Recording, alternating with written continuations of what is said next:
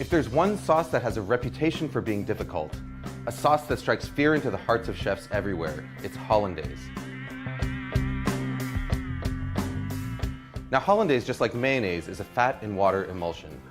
Normally when you mix together fat and water, the fat's going to separate and float on top of the water in a greasy layer.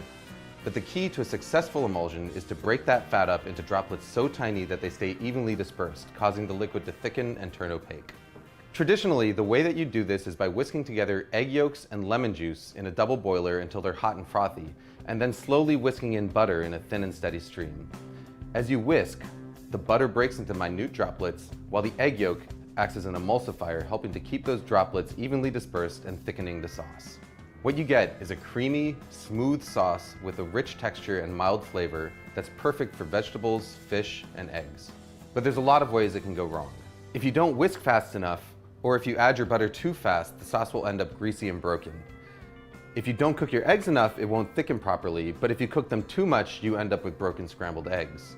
The fact of the matter is, if you want to learn how to do it the traditional way, the road to perfect Hollandaise is paved in broken sauces. But here's the good news. There's an alternative method that is completely foolproof, produces a Hollandaise that's every bit as good as the traditional version, and takes about a minute start to finish.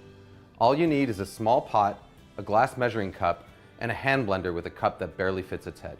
We start by combining an egg yolk, a teaspoon of water, a teaspoon of lemon juice, and a pinch of salt in the bottom of a blender cup.